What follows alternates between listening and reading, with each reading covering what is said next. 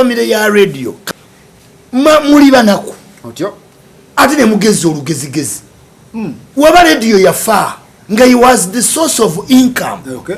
Mukwate nyimbe singo kuwayiriza buli ayimba kati mwatanse kwesiba ko Palaso ntino yayina ki bwe nyimba za Palaso zonna otegere kiruma ochuulira sawa yayimba luyimba nti era yayina akata mugenda kumalamu abayimbi amaki amaanyi mukwata enyimba za radio officially musabero ya Katende bazikwasa amaloboza agasobola Rema nava gureba sahabani bamugamba luyimba tulukuwadde lwa radio tonne kigendo vamu 50% yani ya mama wa radio nete wali azimba ate bagala bazimba oluyimba kakafulaka kajjayo olutwe n'obuuso bakavudde banneteri yantamanga kasajjako kakopi bamba nze family ya radio njagala babulya mwantama okuvadde wanu temusiima sewala ko nga mulambula ne Brian White yabazimbira ennyumba wabalabako temusiima mwaina akabiriti kamune kazikira kati nemutukubako ennaku yammwe yonna nemutukuba ennaku bantu bonna bafiiriddwa ne family ya mama yange yafiirwa ekke but people move on. Assalamu alaikum wa rahmatullahi wa barakatuh. Happy New Year, happy 2021. Katusabe omwaka guno gubeere gwa mirembe, otherwise 2020 tabadde mwangu. Mbagala nnyo baganda bange mbalamusiza mwenna abayise mwaka guno omukadde nga muli mu mbeera nnungi, abafuniddemu ebirungi, abafuniddemu ebizibu bana mbasasiddeko nnyo nti mwekwase Allah ajja kuba oba mwekwase Katonda ajja kuba nga akola ki ebizibu ebyo abibasuusa. Nammwe abafuniddemu ebirungi mbagaliza mirembe. Mwebale nnyo kutuwagira, mwebale nnyo kutubeererawo, mwebale nnyo tuwa support. Ngana Shira Powers, Rina, abaganda Ephraim, Miss Independent, so many guys. Muli bangi. Dina Isma mbadde ndudde okubaako naye. Tuli wano, Isma soko buze ku bantu mwaka gutandise. Assalamu alaikum wa rahmatullahi ta'ala wa barakatuh. Tuli balamu tuyise mu 2020 nga twerabiridde tugeze mu 2021. Okay. Naye omuntu takulimba nti wayingidde omwaka ng'olina emitwalo ebiri nga tolina kirala nolowooza nti ate 2021 wagenda kwanguwa. Bwe wamumazeeko n'owamuyingidde yalaga omwaka we gunaakola ki? Ffe tulina New Year resolution. Ffe yes, kati abantu mu New Year resolution muwandiika zaki? Mwawandiika eza 2021 zakola ki? Be patient, omalaga wandiika resolution. Leka ffe tuwandiike New Year ki? So mwaka gwagize. Gwageze omwaka e Kampala. Alhamdulillah. Wajja mu December. Najja December nga 10 naguyisaamu dda. Ate omwaka nengumalako nga ffe tuli mu maaso gammwe mu TV zammwe mmotoka zammwe ez'ebbeeyi mayumba gammwe ffe bayita Isima jo analyzing omwaka. Gwe toyinza ku analyzing mwaka kubanga omanyi kimu ina bitegeka ffe biri muno. Okay. Yeah. Okay, Shane reported by Sozo Property Consultant. Sozo mwebaza nnyo bali nnyo kulanga. Sozo chali wange twesanga juzi mu Serena. Balabe waka yanja. Meet people who are important. Sozo muganda wange webale nnyo kulanga naffe. Sozo agula byonna ebyawaka biri mu mbeera nnungi okuva ku TV paka. Ttaka mmotoka byonna bitwala. So mukubireko katikati. Baganda bange abali Abu Dhabi awo. Sharif Tiger akugamba nti gendo yige ebintu bino wamanga latte art skills, barista skills, coffee profiling, manual blowing skills. Oberengo ziga barabu batadde sente mu bintu awo genda obiyige. Tutandike tumenye ebintu nga bibiri abantu leme baluisa. Okusookera ddala kitalo nnyo ekya Ssenyange Zebula Mando okufa mu nfe etategeerekeka. Bonna abakubye Ssenyange mwenna tugenda banoonya. We cannot accept injustice. Afune pesa badala na walaga wasiri.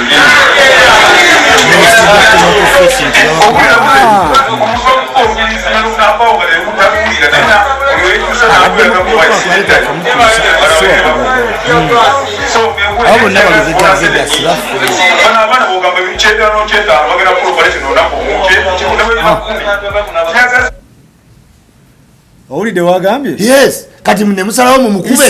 Yes. No, sagala ovuge bantu speed. Omugenzi agamba. Nti police tiagasi gwe mukozesa mungi nnyo ffe tuwe ekyetaano oba ekyebiri tukolera operation tukubira abantu bano embirizi bazitegeera anti ulira nedda Faruku gwe totegeera bintu deeply. Okay.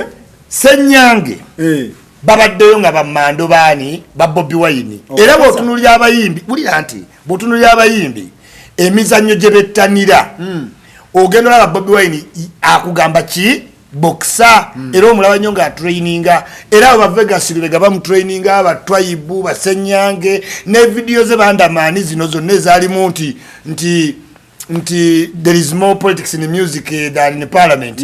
Bolaba video eyo mulimu babondya bonna babondya batuka ne bafuna relationship ne Bobby kubanga yabanyo nga ayagala traininga ati ulira deep analysis giwulire kakati wano omutwadde mu campaign lolo zine zijja Senyange nga coachinga ku national gwanga government etunula buli mu sector nga olaba Bobi Wine we wagwanga wakavuye kuba master blaster nga police kayihula ayitani Bobi Wine webazuula nti mu comedy mulimu ekizibu bayitani Muhanji oba Salvador webazuula nti mu music mulimu ekizibu bayita Bebekulu oba Chameleone so kati government ne mutukia nga coach wachi wegwanga kiche kigenda maaso wabaweldawo babuche byagundi nga ne Basenyange baagala lolo to be recognized si mu partizani ngagama training abaana nange muntekeko baleme kuba na fujjo kakati politics we yeyongedde Senyange nafuuka waffe na training abaana era kye yategeza RCC mu eyo video gyogambi yali amugamba nti muleeta aba police ne begoba ne ba civilian ochulira ne mulabisa police bubi ngeri bruto ne mukubatia gasi yet musobola okukola force ya mwe ne counterlinga bali kuba munamu kwana muleta byedi mutwe baakirewo abanyigemba di abatuzetu za abantu okitegeera so mission ye yali agamba RCC munteke mu obuvunanizibwa nganza training aba youth mbakolere team esobola okwenganga bali aba people power akugamba nti ba provoking police okiwulira police ne reacting kati yo mu world scene kirategeza police eri bruto ku muntu wabuki wabulijjo ng'ekyayagala okugamba namwe mulete counter force omuntu wawansi akwatagane n'omuntu wawansi kalata human rights yandivudde wabandiga gangs okitegeera so omulimu omukulu gwa guni mando mu kibiina kyammwe abadde akubambadia mando yajja nga trainer wembadia abadde training abikonde tusebo omusajja adde wa bikonde abembadia mwina bakabaya ntu yakatugoba manyi yes mwina bakabaya simanya kutomula ku Loki Giant engalo za kabaya walio zirabyeko Loki Giant yali azze moterera bamukuba empina nadda muki yes omukulu ono mu video eno according agamba police badde spending afe batuwe 5 tugende tukubira abayayi atunyweze gaali omanyika tugotobadde mu campaign tuba ne gaali abaana baba bavudde wa mu ghetto onganze isima anjagala natanjagala toyinza bategera bonna banjikira omulundi gumu kye yali agezaako gamba in fact idea ya Senyange yali ntuufu senga nali RCC nandigitegedde bulungi because now mucreating the police image ki embi kubanga muweereza ba anti riffraff ba youths otegeera abali violent otegeera tebali mu demonstrating abali ki violent kati police to react kwa Bob Yanga yetaaga Tribe aloze nti akaluba olete Tribe otegedde counter forces eziri civil ba civilian to civilian sima tugende maso mando kye kyamukubisa kuba wammwe anti yakulosi nga masasa temu nopo tebalina masasi nkutidde bagenda kwocha petrol station na nzaba dabuli ya police ne counter terrorism gwe bloggers efuna information balina byonna batia anti kwa batia leka abankubulye batia bali highly trained because abana bali mu nupu abasinga bye bibinje byasoko gende Iraq ne bidanga tebina mirimu government ya planning poorly yes government ya mundu bazijjawa bazimanyi ate mundu bazijjawa mundu okumanya mundu kyanjawulo n'okuba nayo anupu tebalina mundu bayina gwata yina era va mu nupu gwata yina baba yina nkubulide listen anti omuntu ya training okukozesa ekintu n'akiyiga tekisobola mulema kunoonya. Faruku guna omuntu alina license abulwe emmotoka eyovuga. Kakati gavumenti ya planinga bubi. First bunch edde yasooka okugenda Iraq waliyo ssente era abaana baazifuna. Famire zaabwe ne zibakola bubi, abamu bababba ki essente. Abaafunamu baakolera ebintu ne bitandika abaana abaasooka. Naye abo abaana abo bonna embeera yali nzibu, baakomawo ne too much skills eza military training nga zisinga n'abasirikale abamu be tulina mu uniform. Kyova olaba nti bw'oba ogenderera confrontation za nuupu olabamu elementi y'abaana nga tebatya baki bagenda dda Iraq ne baddayo Afghanistan. Kati gavumenti n'eba nga terina mirimu nadda wano n'aba aido nga ne famire yamubba ssente. Ashibaga kata ayingira atya mu nsonga za Ssenyange kuba namuwulidde nti Ashibaga yeyakireki yeyapimye omusajja ne bamulya. Ebyo byonna bijjawo buli wobeera brandi. Kati Asibale Kato ye nga buloga Ssenyange abadde ayagala nnyani era Ssenyange abadde mukwano gwa Asibale Kato ng'era bakyali ne Bobi Wine. Okitegeera era Asibale Kato ayogereza abantu bangi omuli bano ba Medimo nti jangu eno mwana jangu eyo teri kaki era yayogereza ba Ssenyange. Kati ye Kato we yafunye nti tugenda kukyalira muzeeyi ngabani bablogo bonna abantu abagafa abakolera muzeeyi olyako naye ku New Year tekyewuunyisa lwakuba mmwe temuyinza alya nawammwe okiwulira. Kati Ssenyange Asibale Kato ya coordinatinze ki okufuna ofuna covid test. Okitegeera gwe bakubidde okubitinga omukulembeze okitegeera gwe bakubidde n'atuteeka muki n'atukubira obusimu era n'agenda aleeta babokisi abo ne bafuna ki testi. Kati okuba kwa Ssenyange kwonna kiri kye yali ayogera mu katino kyali kituuse kuba ye Museveni amanyi Zebula. Kati omukisa gwa Zebula gwali gukoze eki gutuuse awo ne bagala wano tufiirawo abanoopu omusajja owamanyi tayinza tuvaamu yes wallahi yisima bera tya Allah tya lero tya lo tunule mu kamera yes oyogera amazima banoopu be bakubye Zebula kyotegeza mu basa tulite temuli banoopu temuli mwe ani akulimbye Museveni wano bali balonda Barracks tezanda besije mwe bali abasirikale zempulira zazo zikubye Zebula ebbiri zani ezitaliko number plate. Kati ate zani zaffe tezinza baza mwe mutemako number plate abantu mwe bayayi fetuli bayayi Museveni Zebula we follow how can we kill Zebula atenga ze waffe logic how mungabana atenga banaki yabadaga banaki bwe yada inotabo musajja kati abasajja Kawese tetwawulira mbu yali agenda laba musajja ne bamulya ani Kawese alina bizibu bye anti enkeera mbu agenda okulaba omusajja era ne muzeeyi ne muzeeyi yavuddeyo n'agamba omusajja ono abadde nno yes omusajja wange ne bamulya yes era tubale tugenda kati ne president akyawulidde mwennaku kitegeeza waliwo omuntu mafia nedda mmwe wa Museveni mwategeddeyo mukuba Zebula Museveni ng'aga mulinde era ne tulinda mwatufiiriza ennugu ebalimu muyina otandika otegeera nti tuli mu politics nkugambye ate envuluga ki Faruku wane Uganda oyagala kuŋŋamba tolaba nko bantu bali mu ngoye njerere ne bakwata omuntu kati tulina elements of criminality even in security forces. Emmotoka zino ezidrone zitaliko number plate ani azivunaanyizibwako munnange ati katuwulira Uganda tuli lawless ebiseera ebisinga ebitongole byonna ebyensi newolaba Mossad FBI newolaba wakiba nti kya intelligence kiina okukolera mu camouflaging kati bayinza okukiwa ekitongole ngenumber plate tekola ki teriko because okubeera kaka number plate si kyekikulu enamba ziri digitalized nawe ne bwogula emmotoka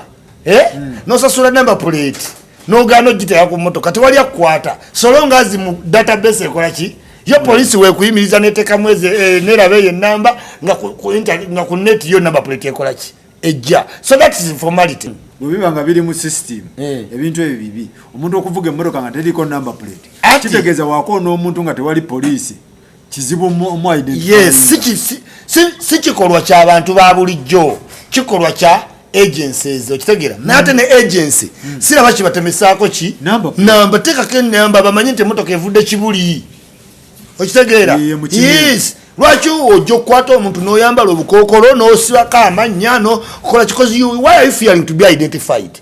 Yes, identify yourself as a security operative. Nze isima nkola mu jati nga faluku nkwekweka nkupikinga yakati jati yekuyina.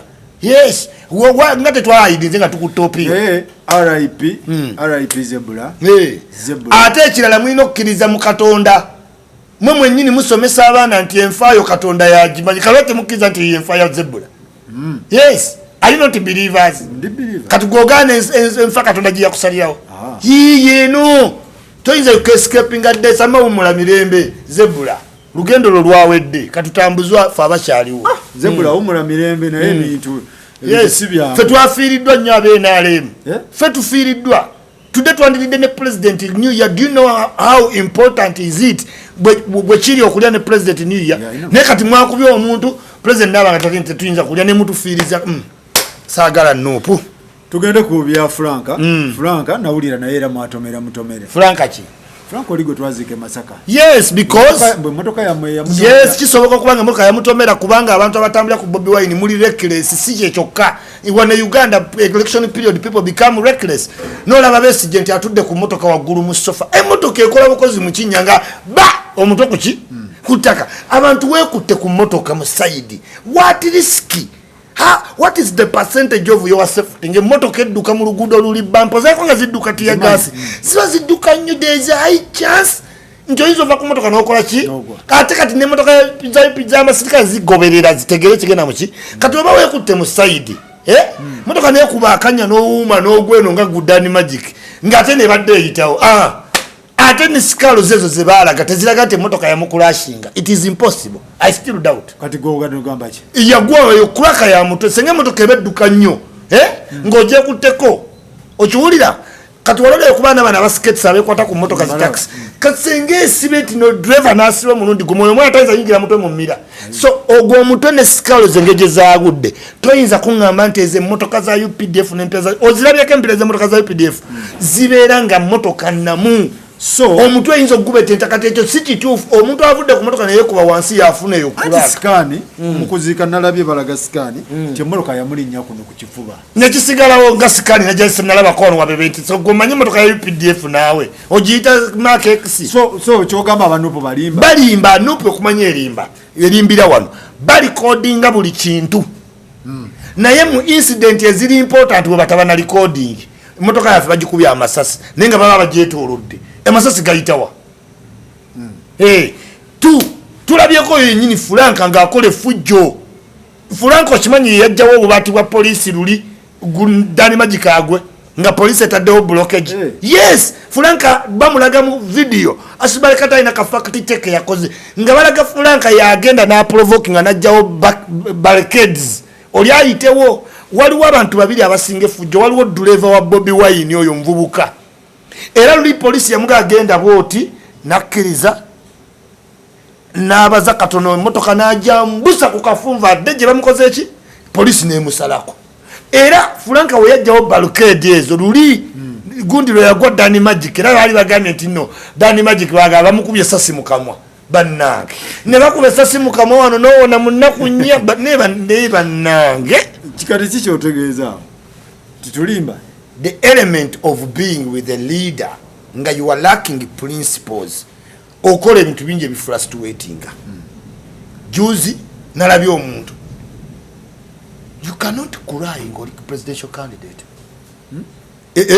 Abana tebategera bitu ya governance. You cannot cry nacho ate kati gogenda kukulembera ni omuntu omwafudde ng'okaaba gomanyi Museveni abantu be leading abafu oyina leader obeera ne thick skin.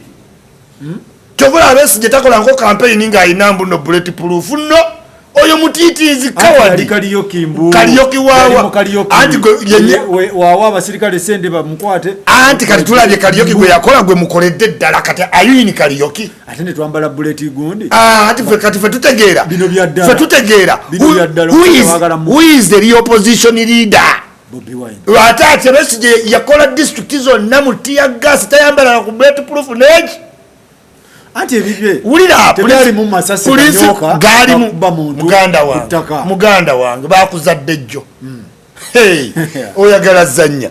Best je mwagamba yali mu comedy. Nabuza Bobby Wine nga tuli e Sweden. Webana kola ebintu ebakola besi jogenda kola ki. Faruku twagala tubuuze nga abaana b'abantu tebannafa. What is Labadoba style? Era ekola ddi? Bannanga obudde bugenda Labadoba style ekola ddi? You cannot be a leader n'okaaba. Ekyo kati kale gundi yafudde bamukabiri kiri human. Okimanyi fe bapolitiki kati nze ngayi mfugibwa nta president akaaba mu public. Museveni ne maama we yafa ne taata we yabuuza Jerusalem Sale okaaba ki? Mama fudde. Museveni nambwa kino tekiriko buyekera. If you are going to lead the people gundi kati kankubuuze. Ssaabasajja Kabaka anyumirwa okutta abantu. Ssaabasajja Kabaka ayinza otutuula ku kamera n'akaaba. Omanyi kinzoleta impact. Kinzoleta obutabanguko. Naye ng'asobola okudda mu lugirwe mabega n'akola ki? N'anakuwala ne Museveni. These are the elements of leaders. Okay. Yes, katoli. Oyo leader yagudde Max zagudde. Officer minyire. Gwe, you are coward. You are chicken crying baby. Leader takaba. No. Leader takaba. Era wenyine omugundi wafudde oyo Frank. Bobi Wine yadaimya naga kati Frank nga bwafudde. Tie. Musituka tukole ki? Tutambule. Abasituka awo yafudde abadde bwato musituka kugamba a leader must have zeal. Naye bw'okaaba ngaze ripoti zino ez'abaana bano abafa zifulumako ddi tutegeere ekigenda mu maaso kuba mu abali mu kintu abantu njagala obbategeeza Ugandans simanyi yabayigiriza kuba basiru okunoonyereza lipooti si ekintu kyofuna mu nnaku nnya okunoonyereza kumala n'emyaka 10.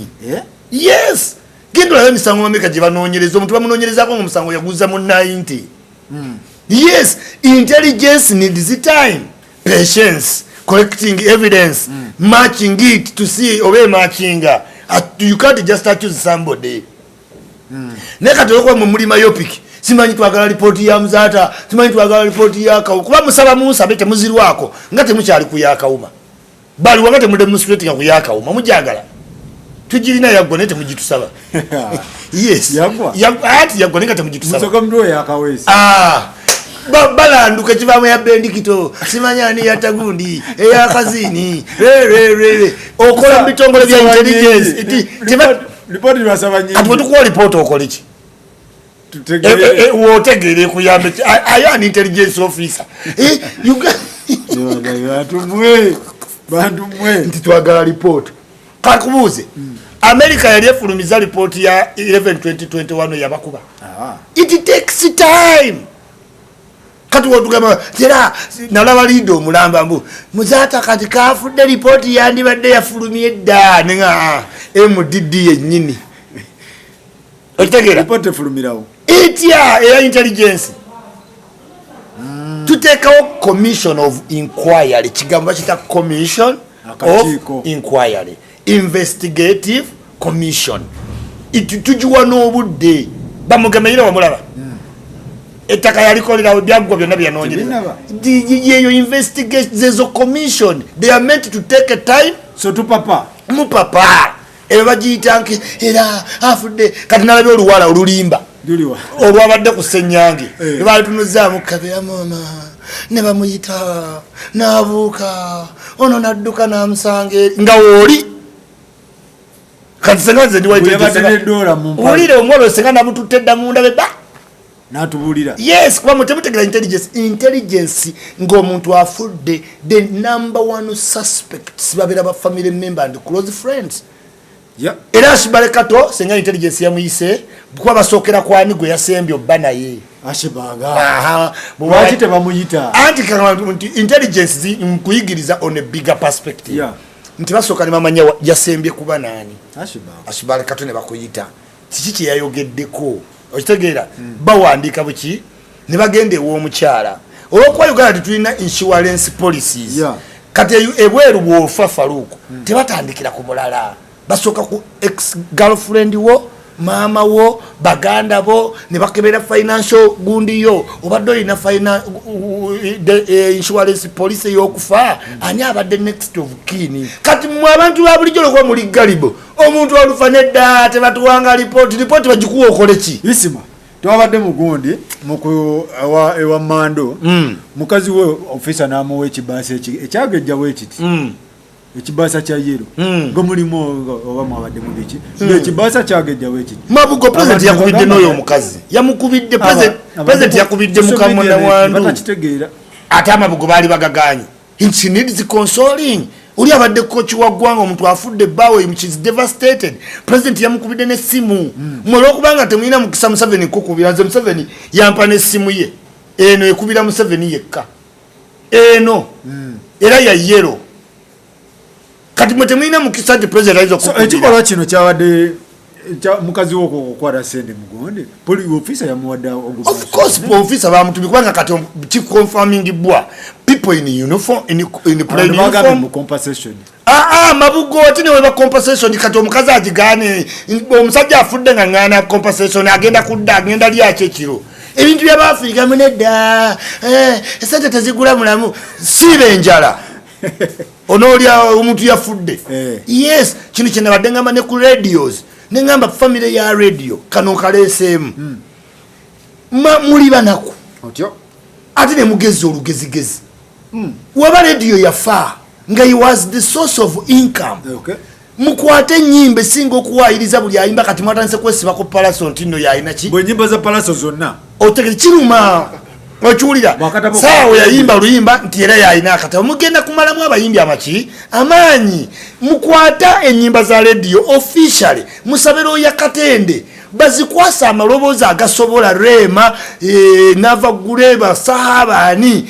bamugamba oluyimba tulukuwadde lwa radio kyonna ekigenda ovaamu 50% yani yamama wa radio nete wali azimba ate bagala bazimba oluyimba kakafulanga kajjayo olutwe n'obuuso bakaba kavudde benneteri yantamanga kasajjako kakopi omuntu radio afudde kituufu attitude yammwe tekkiriza n'abantu genda mulambula gye mwakola nti nno entaanaye mwandibadde mufunamu nnyo naye attitude y'abafamily member bayitirira obukopi Frank yagambako ne Wizo nti nasasulere nti wali ku gundi ku Neverland nti era radio yali ayimba nnyo era bannange tetuyinza yimba na muntu myaka 10 nojja n'ogamba yali ayimba nnyo ffenna tuba twakola ki tuyimba nze nali njagala radio muwandiisi waffe family ne baloya Katende bakwate ennyimba zengeza fire okiwulira tuziwa abantu abamaloboozi saa musango kiwayimba oluyimba lwa radio nenga tukitegedde nti tabbye luki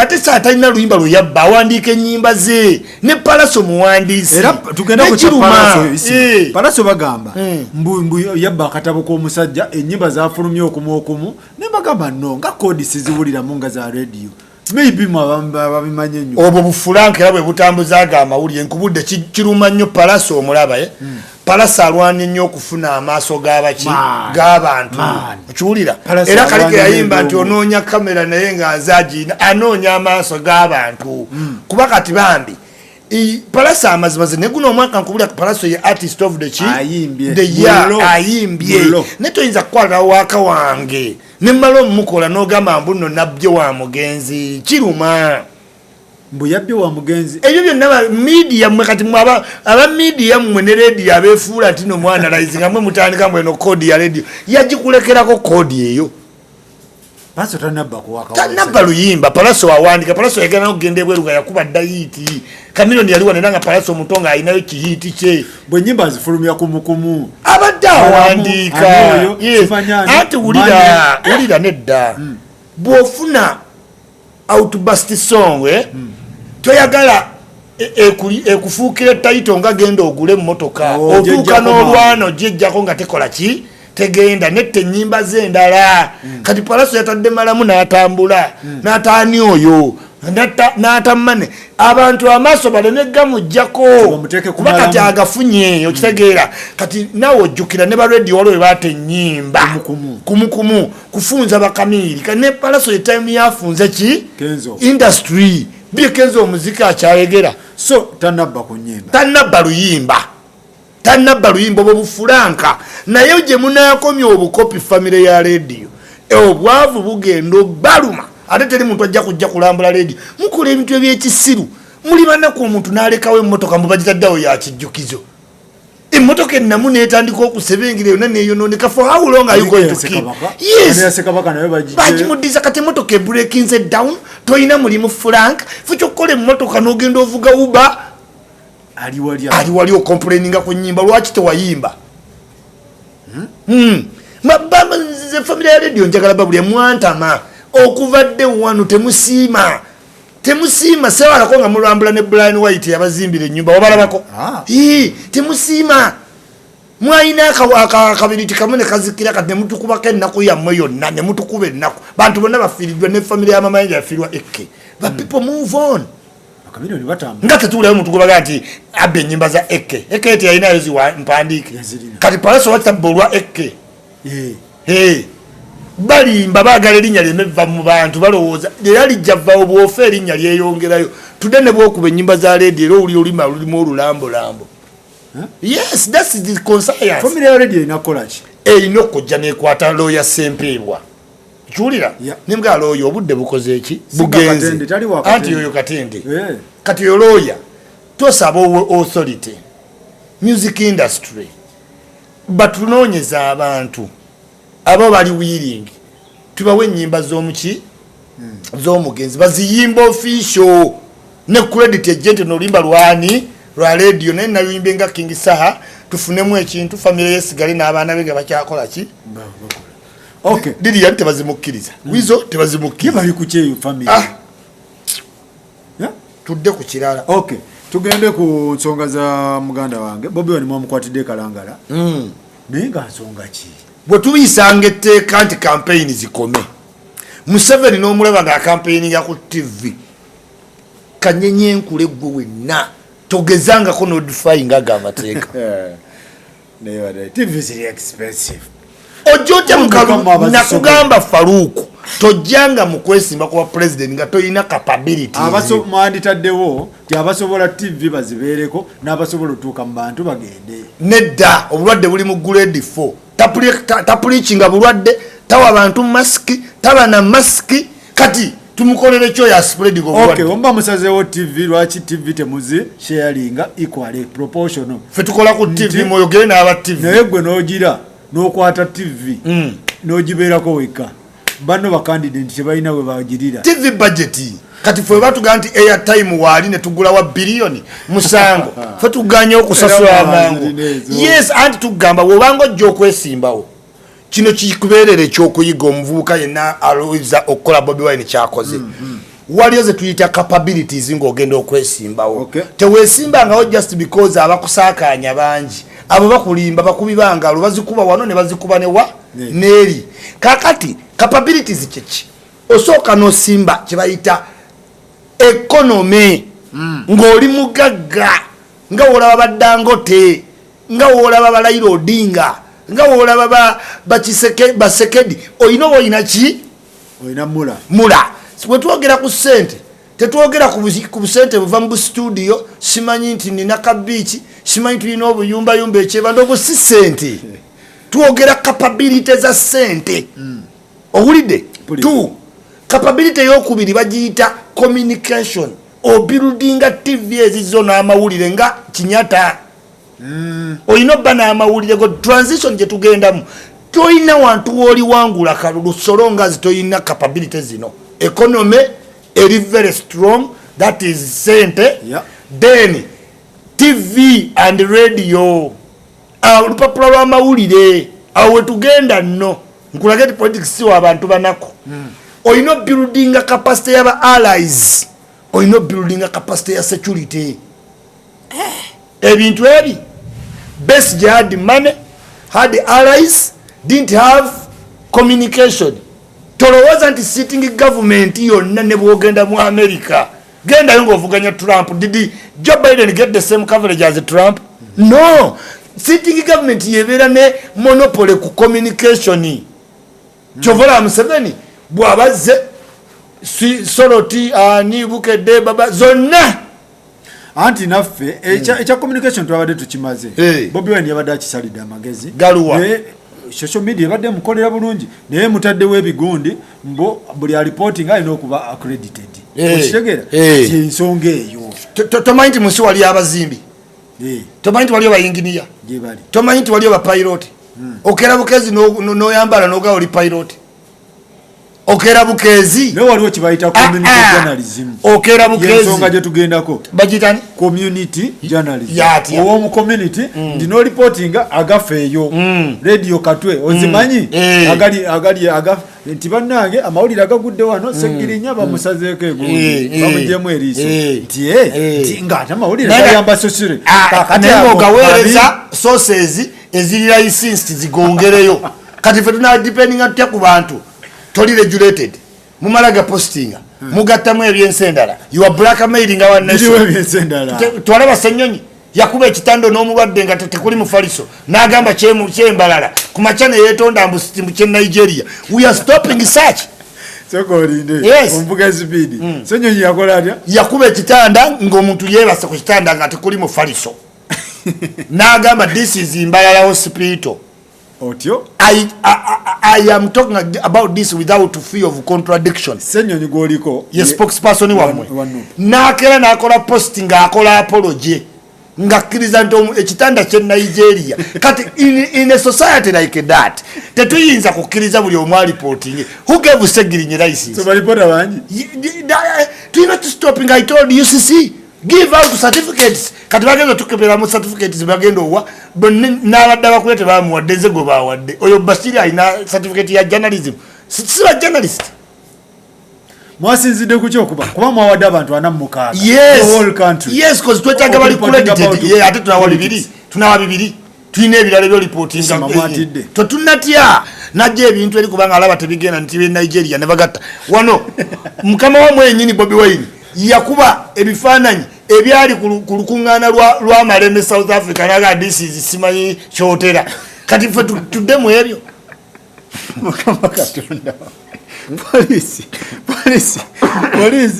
so kati Bobi Wine kuba bagambye effective today yes because you are blackmailing a country yes omusajja mulamba yawandika Nigeria n'agamba newuunye engeri Bobi Wine jo blackmailing Uganda nolowooza mbu Uganda is worse than Nigeria namugamba you need to go to Nigeria yes oli kati kyaliko blackmail okuba obudde bumuweddeko yasuubiza abantu nti ali lubuto myezi giweddeyo tebalaba adda akantu yefudde leema kati politics lubuto wabula ennaku 10 Rema akola atya anti naye yasuubiza dokita olubuto ate alulaba baki nalaba kozali lubuto nkutidde kati byo mulimu tosuubizanga abantu olubuto kuba lwa myezi 9 mubadde mwewaga Museveni agenda kati wabula ennaku 9 agende wabula 9 lwaki mutta Zebula ne mutulemesa kirommo ngate mugenda kufuga mute mugenda tuita mu State House ne mutta Zebula muleke tulye ekyeggula kisembayo ne Museveni ati mugamba agenda kulokutano olujaswe mwambale engule engule yamwe yamaggwa twagibategekera gano ge bayambaza Yesu eyamaggwa weri omalo jamba ne gatonya isima ekintu kino ekyokugira bannamawulire lwaki temwakikolerawo from day one wokikola kati timing tebanfu nti mutidde buti ate tutya tugambye nti akalunga kakatandika titukkiriza twagala reporter nga tukumanyi nti oliwa media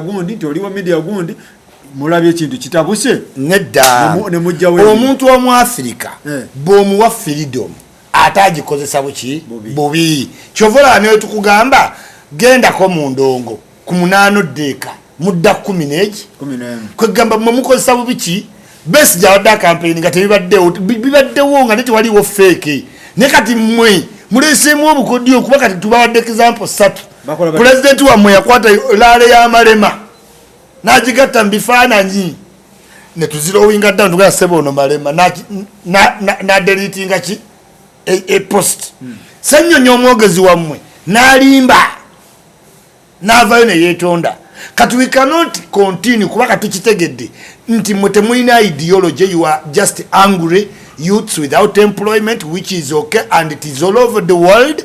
Kati musazewo black amairo mulowooza era Uganda bleeding into America. America cannot come here. We are great allies of America, protecting its interests as we can. Tulina 1 million refugees. So isi molinga ngamba nti ekintu kino police kyakoze kituufu kubanga oyo Paul Elieke ati ulira wetwajjawo sabit ne tuleeta oyo Lion of Somalia oyo aludde mu insurgency azimanye ensi abadde Somalia.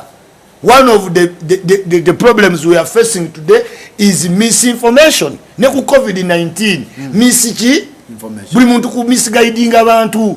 Kati how do you reduce that? Leta certificate ya reporting tutegere nti gundi ali credible. Amawulire gatuwadde kamaki ne agasegirinya ayidde avuddemu ekibumba simayi bamutemye wano ku Bobi Wine. Beba soka Mickey Wine yagaba Bobi Wine bamumenye ensigo. Babi natugamba Bobi Wine takyalina nsigo. Nubia ni yagaba Bobi Wine anatera okufa. Mickey Wine addamu nti Bobi Wine afudde. Kati ne tuddemu ne Bobi Wine. In this regard, olwokuba tukizudde nti purportedly kuva ku taata maama baganda be kati tulina okweraliikirira n'abato abajja nti mulimba. Kati n'abato tubeeraliikirira. So kati abaana bano abadde ba reporting amwagala bakole. Who gave them the job? Are they journalists? Let them get certificates. If you don't get a certificate, tukukwatire ngolo italinga around nga gufulanka we gubadde. Ojja tegeera. Kati edi mutwe godda kutubuli license ya bodyguard wajijjawa.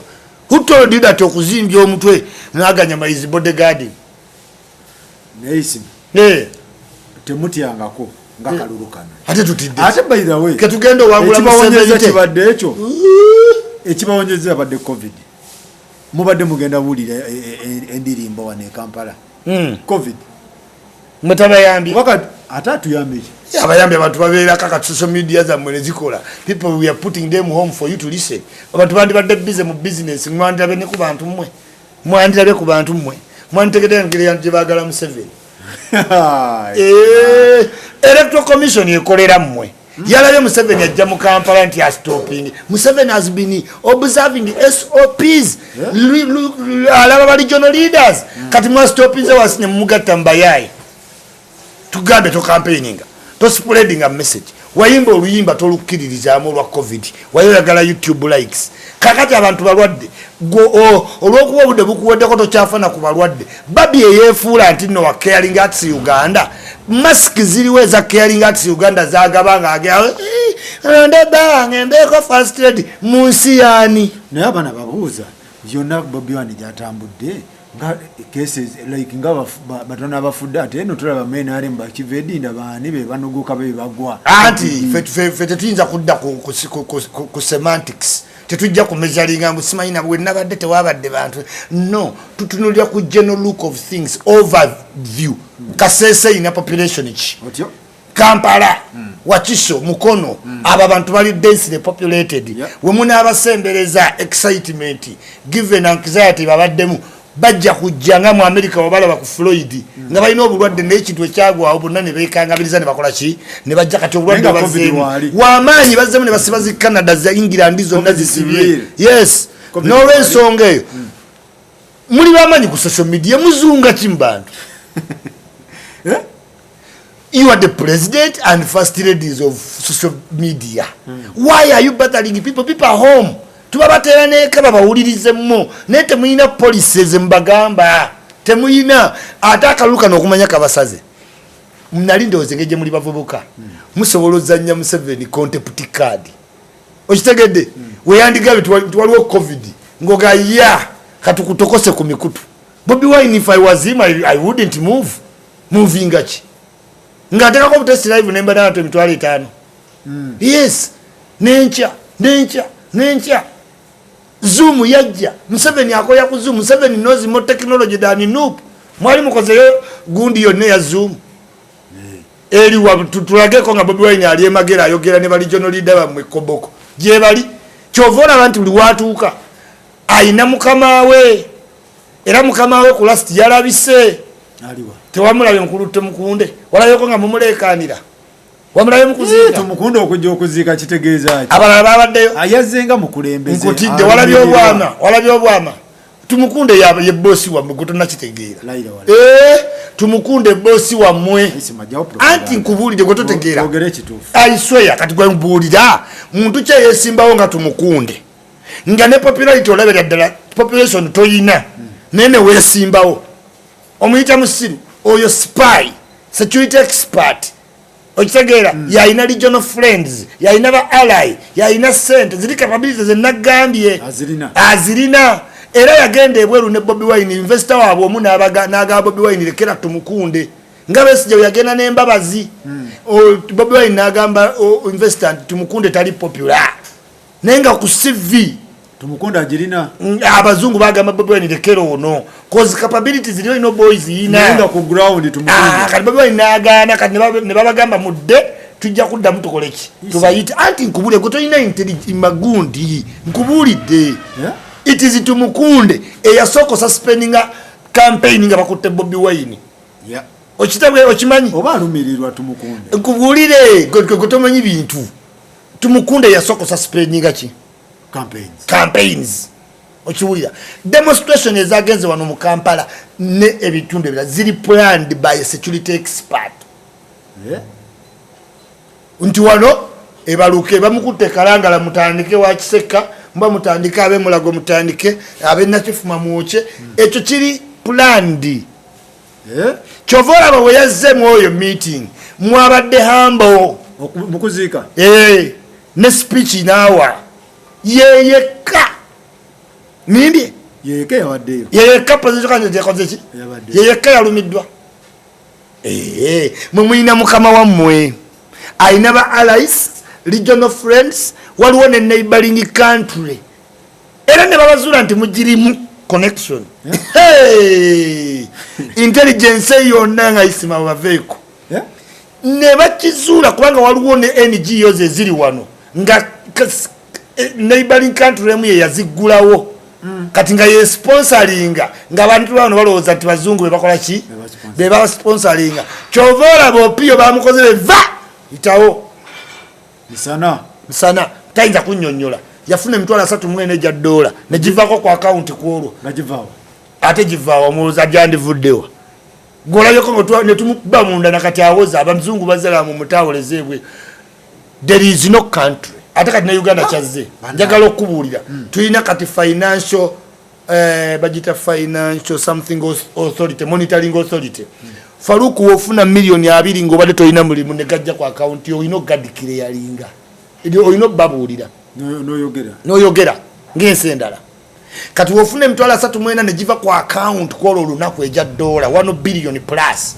neyo bank erina okubuuzibwa ani yajjako sente ezo kati opiezi kyeyakola teyazidikiralinga eri mu omusajja wamita oba asusi oba ali awo akuja financial institution ezo nazijjako email weziri bamubuuza zino talk about this money and simanyi human rights ate kati fe tukubuuza ku sente tetukubuuza ku opia ole omulabeko nga human rights yekolera omuntu ali mu government tebaba ku omupoliisi najja ye eva human rights zikola ku Bobi Wine simanyi ba ingulidi gototegera human rights activities abo gomanyi lwakyawulereza bwerere opio akuwolereza ye n'asindika lipooti eya chapter Uganda mu bafanda bo ne bamusasula okiwulira bwe bayita ba civil society baba babbiba sente ba Bulaaya nti bali ku human rights balimba talina human rights so mwamukwatidde ky'omusajja oyo tukukwata anti wotandikiralinga $3,000 eri mu financial institute yetegererawo sente zo ezikwata kati zajja ate ne zivaako ku olwo gokyazanya Faruku you wait there is going to be a lot of implications after this kalo ogenda laba abantu abagenda eruzira yes tuveeyo tumalirize muganda wange Isima nalabye Shiba ya postinze ebintu oba ya postinze video abaana ne bamubuukira kyo kigenda maaso nabirabye abayimbi manya Nuupu eri mu kicks of a dying horse babloga bawe basooka ne bagamba abayimbi nti newe mutegatta ku Kyagulanyi okitegedde koza abayimbi balina okuprotectinga nga baminisita wobalaba aba Museveni Museveni yeekwekamu wategeera nti kabineti ye tebamuliiko babeera ku fence ye muntu atya okulaga kati abayimbi okuprotectinga career tayagala postinga nyo bya Bobi Wine tayagala postinga nyo bya ekyabantu kakao okitegeera abeerawo wakati yet alina otambuza career kati Siba n'ateekayo oluyimba lwe Nuupu ne bajja babloga baabwe abaagwa ne bajja era abayimbi musirise ate Bobi Wine waba alina amaanyi ag'abayimbi muyita gaaki yes anti ebituluma ebiruma abayimbi bitwalira muno omuntu wa wansi oba ebiruma omuntu wa wansi n'omuyimbi bimuyoola ate Bobi Wine byali okulwanyisa kyogamba abasawo tebalwala balwala kati mugamba emulago teri ddagala kati babasawo balwala balagawa era naye talisangawo twayanga omusawo afudde nti kati Bobi Wine abayimbi musirise kati yakatumubuuze weyasindika balooya be bayambe omale abataalabika nga teyabasindikira ziza bafana ebusiya nekwomale yayanguwa okugamba tiimu ye gye tutaalaba kubanga tiimu ye twalaba Bebekulu pozi nga yerooya we okitegedde naye nga basiba bafana emutukula teyaweerezayo looya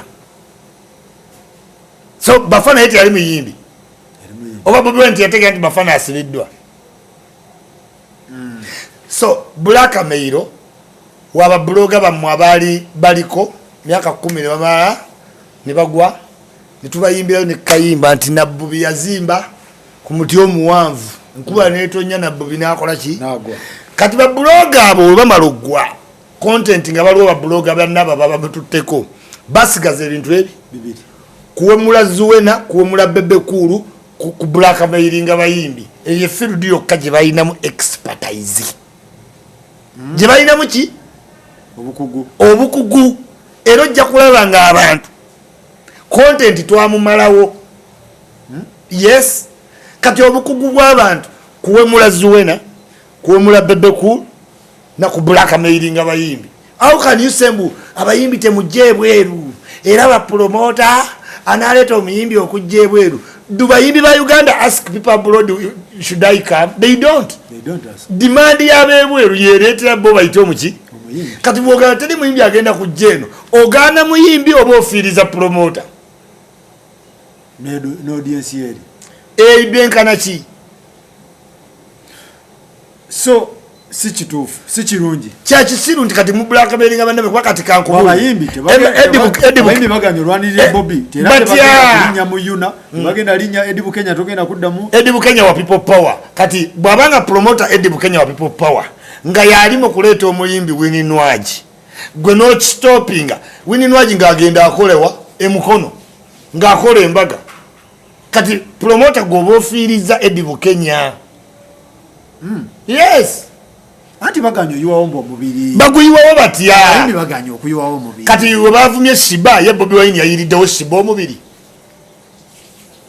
Siba yalina yuwawo ani yagamba life is like that life is tit for tat scratch your back scratch yours okitegeera nze banvumye era ne Kenzo kye yali amugamba nze ndi mbadde mbuzibu okozeewo ki nze ndyoke njiwewo ogwange bw'onooyingira mu State House nze nja okuba nnyingidde so Siba bamuleke abayimbi muleke kuba na low self esteem nti Siba we bamukanze mbw ate kati awonatandika opostinga mbw ate simanyi yamaze nebimwoca nadda ku mulamu ekyo kitegeeza gwe ogudde omuyimbi Siba yagudde you need to stick to principle Siba yes we man postinze oluyimba ndulekayo bamunvuma ne mukola ki ne sikyusakyusa ntino ngendere ku pressure yotandiko bambi mbalaba fix fameka temukoleka kati naku zino temukwata ku Bobi ba protecting audience ojaji protecting na good music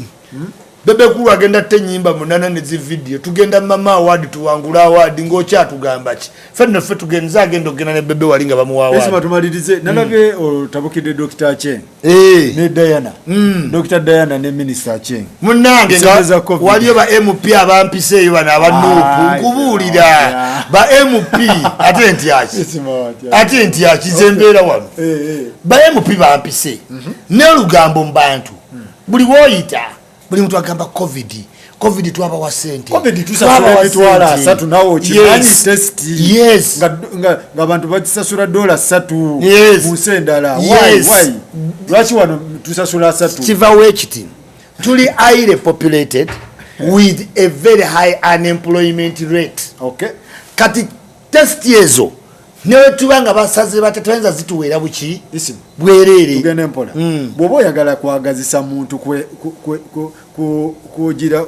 kugira gundi HIV toseera okitegera kati kwoyagala nze negeme like ngende ne testing covid ate abasinga batya nobyegira naye kati omugambye emitwalo 3 oyinza omusuubira omuntu oyo akwate emitwalo 3 omukyala agende yeji uliya Faruku nze mbadde nsaba Dr. Diana ne Dr. Achenge nti bakendeze sente ezikebera ki anti uliya Faruku ezo sente zonna ze twogerako ze twachuzinga Minister of Health tezijjanga bali underfunded bantu te ku kitabo kyabwe be papa isima nze njagala dokita oyo atutwale tulabe ebintu ebyo Faruku si dokita zeze nyini nyizo kutwala ku Ministry ya Health yandazeewo era tugenda sente zaje za covid tezitu ulira Faruku byenkugamba okimanyi nti abaana abali ku front line bakolera mu pampa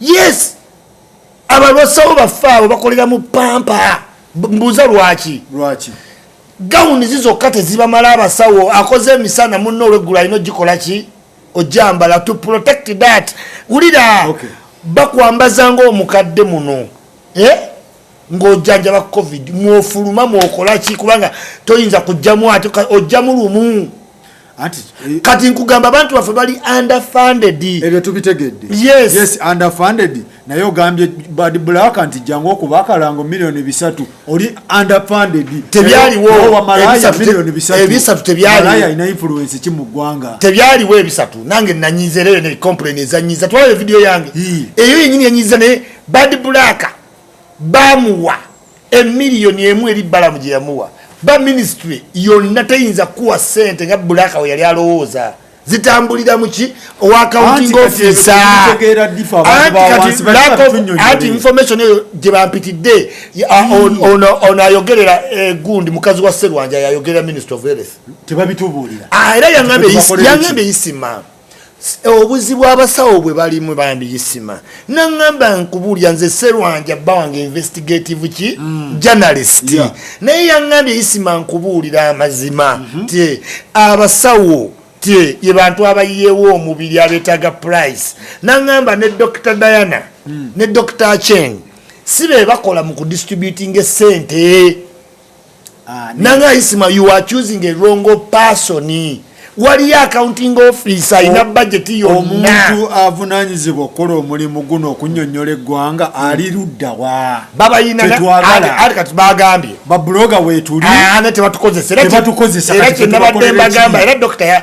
Gundi yagambye oyo muwala wa Sserwanja isima tukeera kukulaba naye jangu tukuwa information ki kyange kyenabagambe kintu kimu mutufunire data mutufunire transport futuweriza abantu eki kuba bibali sensitizing kuba wamu ata emikutu gyayita mutatuuka nnyo ku baki ali bantu naye nga covid twala zajja ulira ezo sente zo kyenjaga kugamba olaba zo olaba obuyambi bwonna bwe twawaayo bwe baatuwa abantu buli luda bonna bwagenda mu Uganda tuli bangi kitegeera butegeezi isima bino ebintu tuli mu .com yes babigabirawo babigaba byonna ulya Faruku tugenda banda z'omukazi oyo mukazi wa Sserwanja nangamba isi bajjangu wano ku Ministry ya Health ne statistics zonna bazirina tubadde ne misinformation nga yeza alindi misinformation anti benyini be bakuliyetinze channel ya misinformation eyo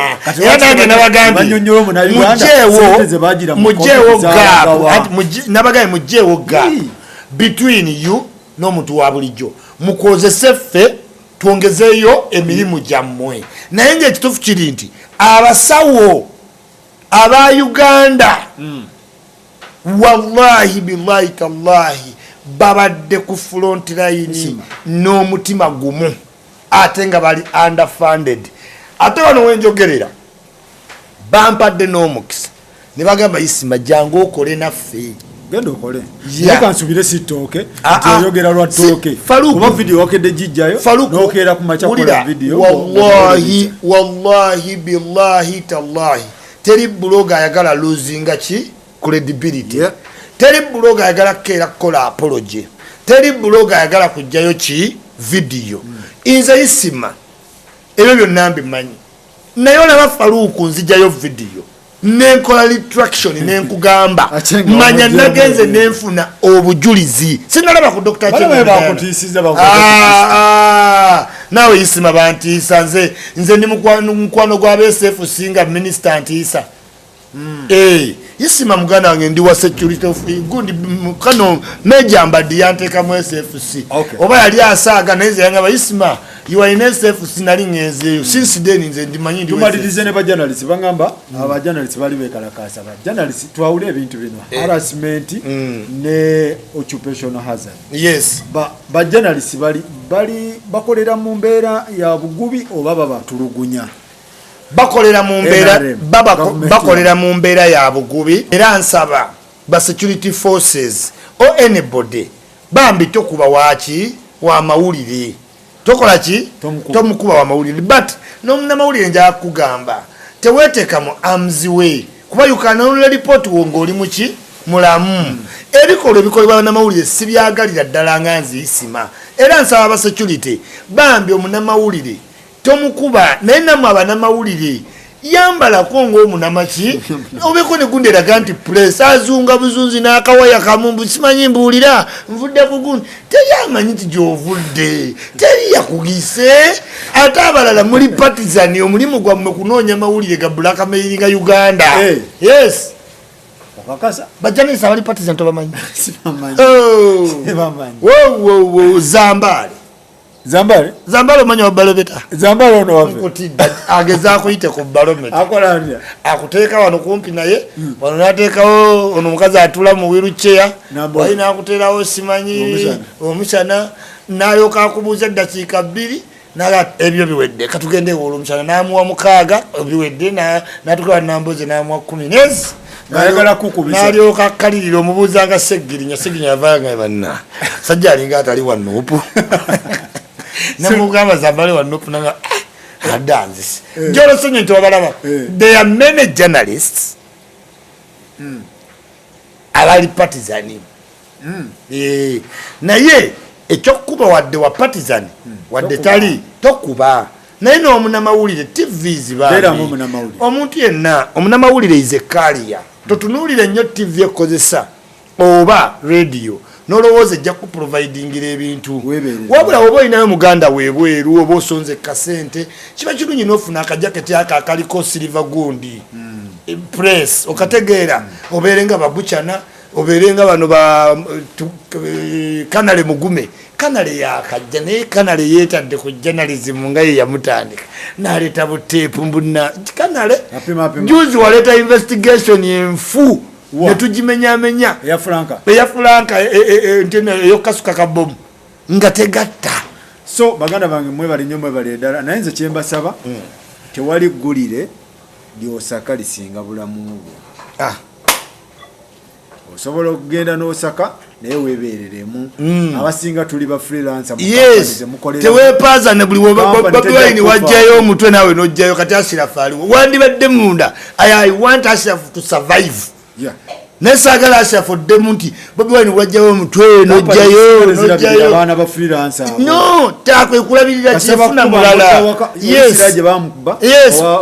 wamulala wakingidom nabonabona n'ebiwundu wali negwe nalaba juzi ono omusajja akola zungululu bali bamutematema bw'obeera ku freelancer mpozi aba permanent company zitera obbagira naye freelancer munange weebereremu genda ofune certificate tewali yakutumye kola live ogenda osunda ogutwe yes ani yakutumye tweyanza nnyo tweyanzege bwete wetubadde happy 2021 musobola ofuna kasogano oba mukayita 2021 mumuyite akaluluko Museveni alinda kulayira 14 olumala okulonda ddamunda twasazeewo okuva ku Friday kafyaddewo yes tujja bayitamu nga tukuwa olupapula nga otiikinga kavumusaawo waaki obulwadde bungi mulwadde mulagawa lwaki temumuteekawo kati era agenda kati ddamu otambule ku nnya twatandise dde operation naye bannaye yes we must protect citizens twaso yalinga protecting a property wetumalira akalulu mugenda tuzaayo mu lockdown kawulidde mu lockdown yes nze nyini nze ngisaba mubeere munda mulagawo obulwadde bungi omutwave Masaka okima kyeno mutidde kyo mba mugenda wangula akalulu kano mu mirembe wangi mutidde ki ate tutidde we are already acting like a sitting oba elected government fe byakalube tuli nze benaga ali mu kalulu tumulaba agulawo makampani simanyi kati ogulawo oluguudo kye kimu ne campaign agulawo nguudo Busabala road yali yagaana yes yagambye Bobi Wine va mu lugambo okozesa oluguudo luno for business ozze nnyo muluma mongali Busabala mumaze ne mumukola omuliro muguulidde Busabala yabadde ku budget eyo emyaka ng'ekyo mwamaze mumuyisizza batyo tuli mu kintu tumanya time tunakikolera gwaliwo manyi Museveni ajja kugula enguudo fe tuli strategic kati wewaga certificate campaign tumwa kati genda nga president okugulewo anti omuntu abuuza lwaki mutuzaayo after election akalunga kawedde lwaki mutuzza mu local olwedde obulwadde bungi nakati tetuli kalunakalusenga twadde tusoka twandika jjeewo twabalawi ba scientist batubalira mubi tutidde kyati twakawangula okuva emirundi 3 emirundi 5 ng'otuleetera nti nate tutidde mukama katonda abakuume sina kumwenda mugenda laba nabbubi wava waggulu gye yazimba enkuba ng'emukubye ku 14 yeedimula ennume y'ekigobe bba ate kino ekigo kye mugenda oggwawo kya lubuto nga toyinza situka mangu abayimbi mwenna abaddukira mu byobufuzi empewo zandagudde dda wova otandika olima kasooli oba simusimu tewali kaali ya ndala ya rabbi mwakuba concert emutoola biiki nalabye gundi nalabye Jacob omutuuza akutabukidde kwandika ati osabula bu akamuze isagana nakwogerako yanzizeemu limikisi bansaba bayibulake mukasa muleke atanzizeemu agumbusibwe nkugumbulule toyinza wangula zana nzaawo wembeera ani Jacob kyekimugana mugundi bano abampi bano tribe ne y'abampi ebeereyo wansi bagiyita bani abakonjo mukonjo yalema okwesimba mu bakonjo banna apaalira ezzana nti alina ennyumba ya mitwalo $3 ezzana ekyo kinaabiro how can you embarrass ezzana like that mu nyumba ziri $5 mbu nina ennyumba ya $3 Jacob ayingugu agugumbusibwe toyinza wangula aluna kyobe nkubuulidde gwe toyinza wangula aluna kyobe agenda wagirwa Viper mulindwa inze abebunamwaya toyinza wangula nga yegagumbusibwe no wangula kyobe ezzana tweyanze nnyo tubadde abanyigira ebyali emutoola twagenda gaba mask abavubi ne bava mu nnyanja ne bayiika naffe ntugana fe abatamanyi kuvuga tubakolere ki twazigaba naye nga nabalaba ku siteegi ekiro nga mubuukabuuka kati tetwandibuuse tuli balwadde ekiwulira mukuba ebivulu tekyali kivulu tebabakkiriza kuba yes fe twakubira ne DPC tubugaba abavubi batususeeko obungi nagamba talk to them comfortable ntuyogeza muzinda oza Michael ayina byayimba abaaliyo big eye wenali Migwe Michael simanyi Dan Flavor baani abayimbi buli muntu amenye SOPs si ffe twamenya ffekka kyova twasawo tubijjewo polisi lina kyebagambyeko bantu mmwe yatukubira ntugamba twabadde abavubi ne bajja yatukubira DPC ne tuwogera mwe temwogera na ba DPC. That's why I talked to the DPC of Katosi. All right. He told me Sima enjoy muri mu government between the centers of COVID era kati batukebedde tuli negative kati mwekebeza leo twakola emitoma ne batugamba mwakoze mugende babakebere Michael tayina sirina style tayina laga silver big guy tetulina COVID agasiliva munda biri akubyeraga ensi yonna agimazeeyo naye muganda wange alinga misomesomutogikwata nkukubiraga simutogikwata ragasiba yasiga big up on yourself naye Michael mwa credit aludde n'omusajja ragasiba era ekyaliwe kuva dda ai mwana muwala nali sigendangako wali bayimbi kati gye munsonyiwa excitement yansuka kati abavubi mbatya yes toyanza nnyo tweyanzege Sozo yabadde atekamu ssente Sozo kutumiddeko nnyo webale nnyo webalire ddala baganda baffe abatulaba bino bigambo bya isima toolamu byolabye nti bikulu byonna bitwala otoolatoolamu ki toolamu wamma nasobesebwa ali mazulu yosomedde wanti mega ng'otoola mu byange twala byonna yes ajjamu ki si byampaka ono 2021 sebo si byampaka naye mumuwulidde mubadde muwoza new generation temulina ekintu kye muyiyiza kijjawo corona mbuno simanyi new generation muyiyiza ki new generation muyiyiza ki timusoma akalwadde nga katulemeddewo fe abakadde ffe tulina n'eddagala ize tweyanze nnyo tweyanzege Sozo Papa de Gonzalo yabadde apawalinga sheno agamba gendawo mukubire oba olina TV bya munju ttaka bya gym bya restaurant byonna ng'obikooye mukubire kati Sozo abeere nga akwatamu akuwa akasente Sharif Tiger yagamba nti muganda wange Abu Dhabi awo waali nnyo mukubireko kati obeere nga akwasaganya mu nsonga zino eza coffee profile barista training barista skills latte art skills okitegeera man brewing skills obeere ng'oziyiga genda awo obeere wali ng'okolewa Omwarabu naye ng'oino osomaasomako ofune omulimu awo ofune akalimu akasasula twebereremu okuyiiya ebiddaka mu 2021 amma mbajjukiza Kombaka Construction Group of Companies CEO